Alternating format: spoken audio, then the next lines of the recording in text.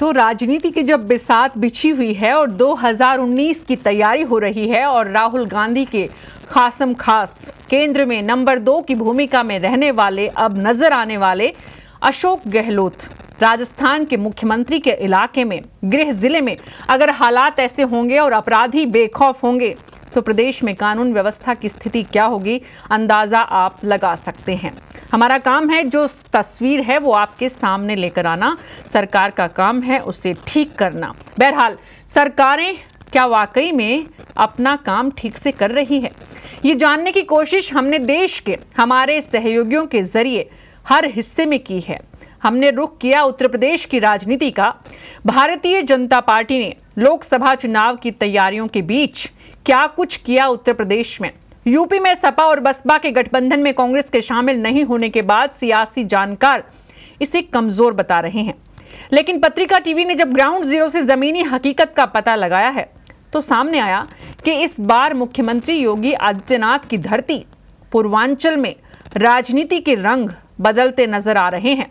पिछले चुनावों में 80 में से 73 सीट देने वाला उत्तर प्रदेश इस बार पार्टी के लिए चुनौती है।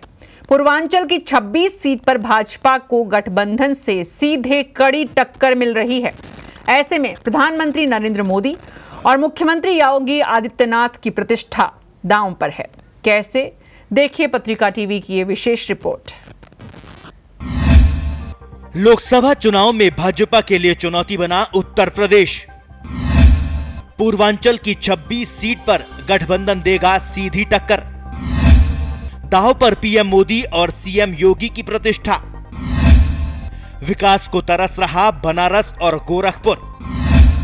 क्या जनता को चौंकाएंगे यूपी के नतीजे? क्या लोकसभा चुनाव में पीएम बदलेंगे अपनी सीट? क्या लाज बचा पाएंगे सीएम योगी आदित्यनाथ? 3 राज्यों में मिली हार के बाद भारतीय जनता पार्टी सावधान की मुद्रा में आ गई है।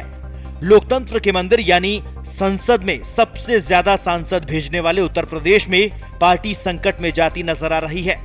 देश की संसद में पूर्वांचल की 26 सीटों की राजनीति का गुरुत्व थामे गोरखपुर के गोरखधाम मंदिर में भीड़ बढ़ी है। जिले में एम्स समेत 12,000 करोड़ की विकास परियोजनाओं को पूरा करने के लिए एजेंसियां दिन रात एक कर रही है। उर्वरक कारखाना भी जल्द खुलेगा। तालाबों को सजाया जा रहा है। बाहरी इलाकों में सड़कें चौड़ी हो रही है। लोग कहते हैं कि गुंडाई कम हुई है, कानून व्यवस्था की स्थिति बेहतर है और पुलिस की वसूली फिलहाल नजर नहीं आती। दीवारों पर पेंटिंग्स भी नजर आ रही है, लेकिन गोरखपुर शहर वहीं खड़ा है जहां वो 5 साल पहले खड़ा था। वहीं भीड़-भाड़, जाम, धक्का मुक्की, गंदगी का साम्राज्य और वही नौनिहालों को बेमौत मारता इंसेफेलाइटिस। अफसोस ये है कि ये हाल केवल गोरखपुर का नहीं है, पूर्वांचल के उन सभी 17 जिलों का है जिसने पहले प्रधानमंत्री नरेंद्र मोदी को बनारस का सांसद बनाया और फिर गोरखनाथ मंदिर के महंत योगी आदित्यनाथ को बतौर मुख्यमंत्री।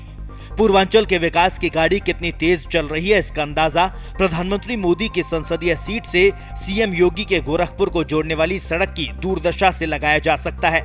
लगभग 1 दशक से बदहाली का शिकार ये सड़क प्रदेश की सर्वाधिक कुख्यात सड़क साबित हुई है। ये हाल तब है जब योगी आदित्यनाथ के मुख्यमंत्री बनने के बाद खाली हुई उनकी संसदीय सीट पर समाजवादी पार्टी के प्रवीण निषाद धमाकेदार तरीके से जीत जाते हैं। अरे तो आप मुख्यमंत्री से मिलने जा रहे हैं क्या? आपको किसने बताया कि यहाँ जाने वाले हैं? पेपर में। तो वही उनके पास सुनवाई के लिए जा रहे हैं। पहले मिले हैं कि नहीं कभी सीएम से? पहली बार जा रहे हैं। आपको लगता है वहाँ न्याय मिलेगा? यही उम्मीद लेकर जा रहा। देवरिया के किस गांव के रहने वाले हैं? ग्राम वाला। राज्य में सपा बसपा गठबंधन के ऐलान का सबसे ज्यादा राजनीतिक असर पूर्वांचल की 26 सीटों पर पड़ने की संभावना है। ये वही सीटें हैं जिनमें 2014 के लोकसभा चुनाव के दौरान आजमगढ़ को छोड़कर बाकी सभी 25 सीटों पर भाजपा ने जीत हासिल की थी। आजमगढ़ की सीट सपा के संरक्षक और पूर्व मुख्यमंत्री मुलायम सिंह यादव के पास रही। इस बार संभावना है कि अखिलेश आजमगढ़ से किसी और को उतारे और मुलायम मैनपुरी से लड़े। लेकिन इक्का दुक्का सीटों को छोड़ दे तो ये लगभग तय माना जा रहा है कि भाजपा अपने पुराने प्रत्याशियों को दोहराएगी। वहीं सपा बसपा गठबंधन अगले कुछ दिनों में अलग अलग सीटों में अपनी ताकत के हिसाब से उम्मीदवारों का चुनाव करेंगे। राजनीतिक विश्लेषकों की माने तो कांग्रेस का गठबंधन में शामिल नहीं होना भाजपा की मुश्किलें बढ़ाएगा। इस गठबंधन से ये तय हो गया कि पिछड़ों दलितों के वोटों में विभाजन अगड़े वोटरों की तुलना में कम होगा। ऐसा हुआ तो कांग्रेस जिन भी सीटों पर उम्मीदवार खड़े करेगी वो सीधे भाजपा के उम्मीदवार को नुकसान पहुंचाएंगे। पूर्वांचल के सियासी समीकरण तेजी से बदले हैं और देखा जाए तो एक तीसरा कोण कांग्रेस भी उसमें बना रही है और इस गठबंधन के बाद सबसे ज़्यादा हड़कंप अगर देखा जाए तो बीजेपी में मची हुई है। बीजेपी के बहुत से मौजूदा सांसद जो पूर्वी उत्तर प्रदेश से हैं, उसमें आजमगढ़ को अगर छोड़ दिया जाए तो 2014 के चुनाव में सभी सीटों पे बीजेपी का कब्जा था। लेकिन परफॉर्मेंस वाइज अगर देखा जाए तो बीजेपी के लगभग 60% सांसद ऐसे रहे हैं जो नरेंद्र मोदी के नाम पे ही 4.5 साल 5 साल का अपना समय गुजार चुके हैं। अब पब्लिक को जवाब देना है, पब्लिक को उनका अपने सांसद निधि का काम और सारे काम उनको बता दें। तो ऐसी स्थिति में मुझे लगता है कि बीजेपी का जो नेतृत्व है वो बहुत से टिकट बदलने पे भी विचार कर रहा है और बहुत से लोग इक्वेशन वाइज जो पिछले बार जो 2014 में वोटों के समीकरण थे वो समीकरण अब बदल गए हैं। भाजपा के लिए सबसे बड़ी चुनौती गोरखपुर सीट ही है। इस सीट को बचाना भाजपा के लिए बड़ी चुनौती है। गोरखपुर से सटी बांसगांव सीट से भाजपा के कमलेश पासवान सांसद है, जिनके पिता ओम प्रकाश पासवान और योगी आदित्यनाथ में हमेशा ठनी रही है। चुनाव से ठीक पहले बांसगांव की फिजा बदली हुई है। आजकल बांसगांव में ये पोस्टर चहुं और देखने को मिलता है, जिस पर लिखा है योगी मोदी से बैर नहीं, कमलेश विमलेश तेरी खैर नहीं। कमलेश के भाई विमलेश भाजपा से विधायक है। कुशीनगर की जनता कांग्रेस के अपने पूर्व सांसद RPN सिंह को फिर से याद कर रही है, लेकिन कहा यह भी जा रहा है कि अगर समाजवादी पार्टी बालेश्वर यादव को खड़ा करती है तो उन्हें हरा पाना भाजपा और कांग्रेस दोनों के लिए मुश्किल होगा। महाराजगंज में भाजपा के पंकज चौधरी के लिए लड़ाई आसान हो सकती है, क्योंकि उनके सामने टक्कर को कोई दूसरा नजर नहीं आता। संत कबीर नगर में भाजपा के शरद त्रिपाठी के पास पिता रमापति त्रिपाठी की बनाई जमीन है।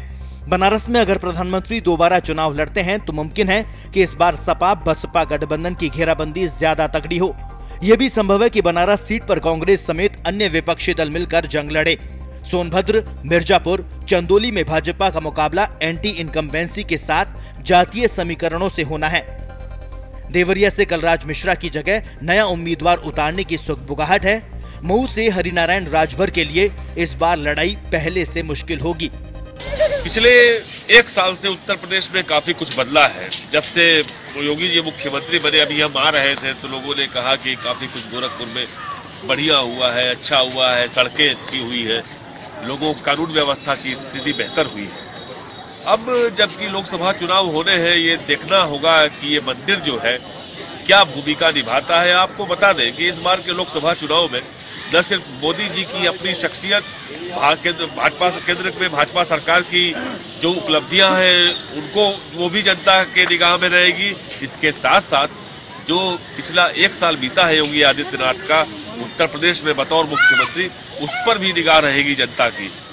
मैं आवेश तिवारी, पत्रिका टीवी से, गोरखनाथ मंदिर, गोरखपुर से।